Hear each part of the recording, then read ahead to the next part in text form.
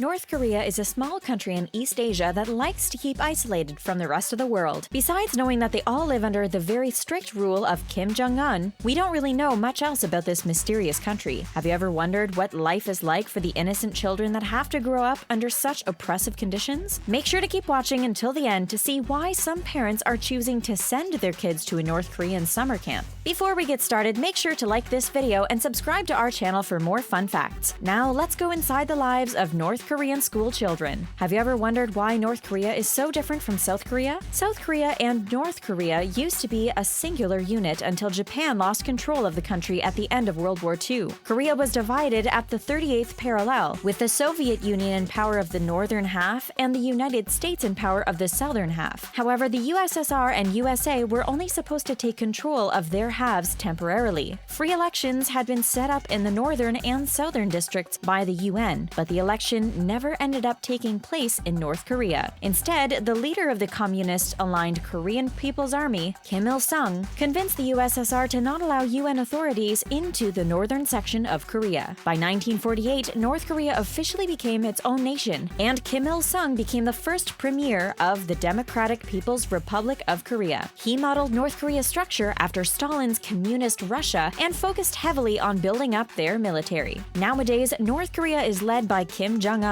who came into power on December 17, 2011. Life in North Korea is vastly different from the rest of the modern world. North Koreans are not allowed to travel outside of the country and are even limited to where they're allowed to go within their own nation. No one has access to the internet in North Korea. They're only allowed to use a government-controlled internet server that gives them access to 28 websites. Most North Koreans live in apartments that are barely furnished. They also have to deal with frequent power outages and food shortages. The vast majority of North Koreans are not even allowed to have access to their own private car. North Korea's citizens are systematically taught by the government to hate everything that the capitalist Western world stands for. They're even brainwashed into thinking that Americans are an enemy of their country and a threat to their way of living. The North Korean government is also notorious for using insane propaganda tactics to control the minds of their citizens. We know that this sounds like a lot of George Orwell's 1984, but we swear that this is an accurate picture of what North Korea is like today. Now that you know a little more about the alternative way of life in North Korea, let's delve into what life is like for North Korean school children. According to children who have escaped North Korea, there are portraits of the Kim leaders in every classroom. The children are forced to clean the portraits with a special cloth every single day to show their devotion. These portraits are pretty much like the North Korean version of hanging up a cross. The children of this country are also taught to worship the Kim leaders like gods at a young age. When their milk would arrive at school in the morning, the students would go up to get their portions one at a time. Their teacher would ask them if they knew where the milk came from and would then proceed to tell them that the dear leader was responsible for giving it to them. According to the teacher, the dear leader's love and consideration was the sole reason that they even had milk to drink that day. This kind of brainwashing of the North Korean children would start as early as in kindergarten. All the music, novels, and artwork that are taught in their schools are related to or revolve around the Kims. All of the history that the kids learn about is revolutionary history, which only covers the history of the far left. A popular children's book in North Korea, The Butterfly and the Cockerel, tells the story of a mean rooster who was outwitted by a tiny butterfly. It sounds innocent enough, but the bully rooster is supposed to be a metaphor for the USA, while the butterfly is North Korea. One North Korean student, who was glad to escape, said that she never questioned what she was told in school. She just knew that she wasn't allowed to. There are reportedly 365 days worth of propaganda material that teachers are supposed to use to teach their students about the Kims. Every day, the children of North Korea are taught about what one of the Kim leaders had previously done on that exact date. Propaganda was also injected into the way that the children were taught math. An ex-middle school teacher in North Korea said that math problems were taught like so. If you have this many of Kim Il-sung's anti-Japanese fighters and this many Japanese soldiers and X many Japanese soldiers are killed, we don't know about you, but we think that that's a messed up way to teach a child math. Everything taught to the children in school has the goal of either making them more loyal to the dear leader or brainwashing them into hating the USA, Japan, and South Korea. In gym class, students reportedly practice throwing wooden grenades at a wooden human target. The words "cunning American wolf" are written on it to encourage hatred against Americans. It may sound crazy, but this is what the children of North Korea face every day at school. When they turn 7 years old, North Korean Korean children are forced to join the Korean Children's Union. At 8, they must spend every Saturday confessing all of the times that they failed to follow the 10 principles that the foundation of their country's ideology is based upon. These principles include ridiculous rules like, we must adhere strictly to the principle of unconditional obedience in carrying out the great leader comrade Kim Il-sung's instructions. At 14 years old, the children of North Korea join the Kim Il-sung Socialist Youth League and are forced to worship the Kim family like gods. It is also reported that high school students must complete a 160-hour course on Kim Il-sung, a 140-hour course on Kim Jong-il, and an 81-hour course on Kim Jong-un. Children in this strict country are not taught to think for themselves, but are instead modeled into becoming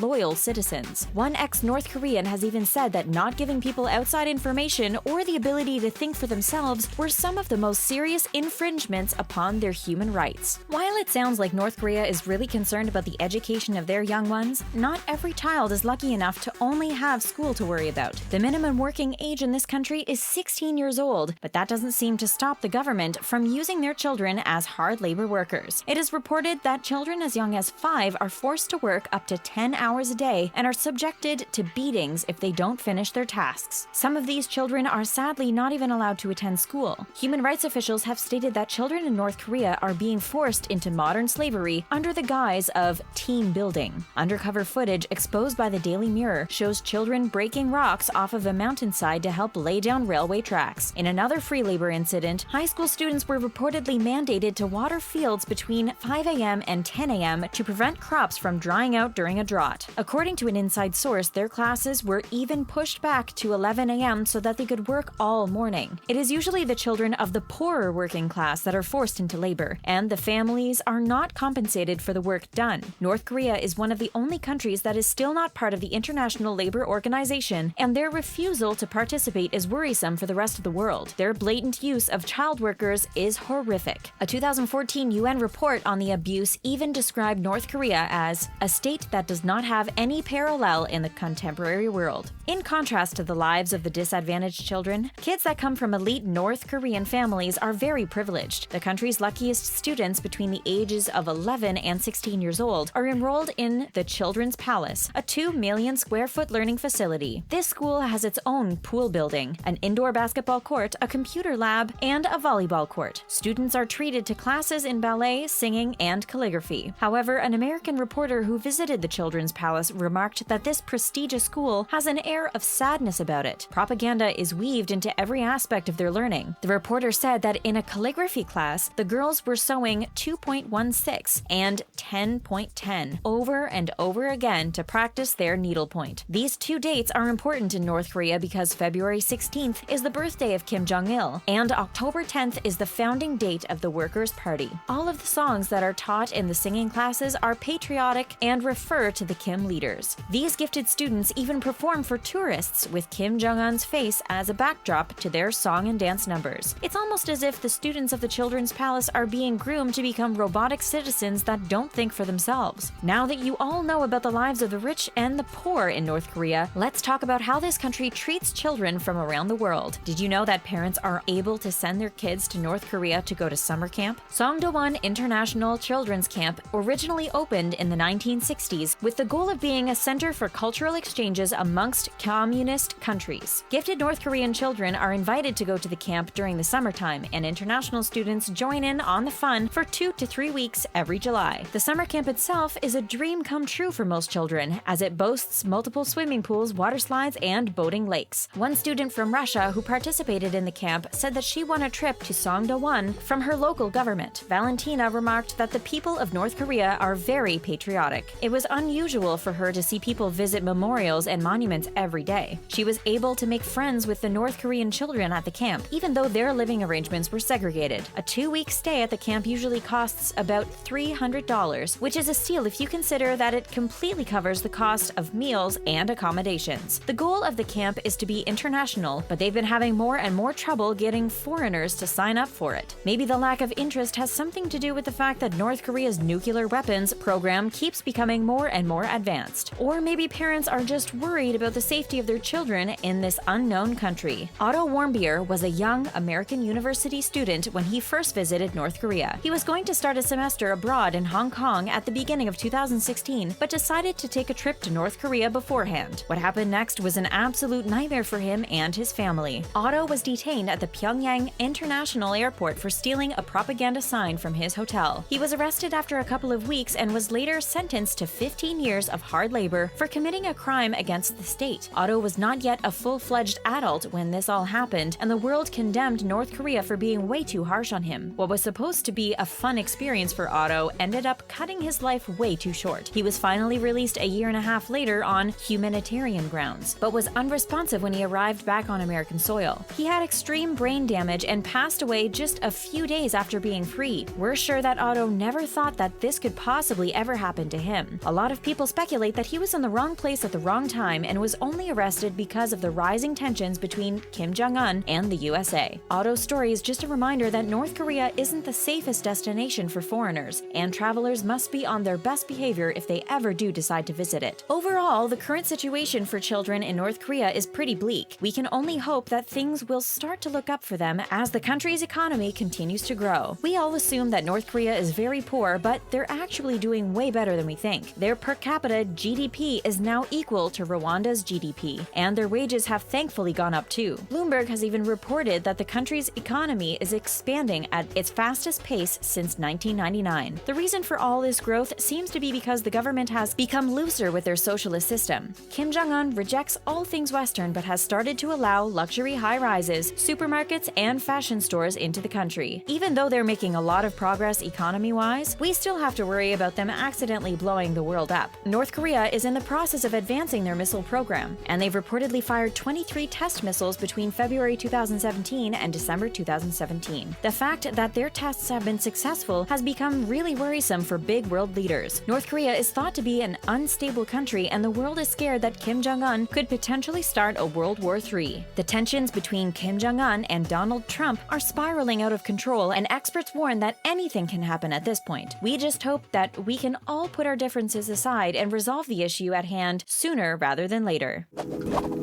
That's all for Inside the Lives of North Korean School Children. If you want to watch something similar, check out 10 Differences Between North Korea and South Korea. Thanks for watching!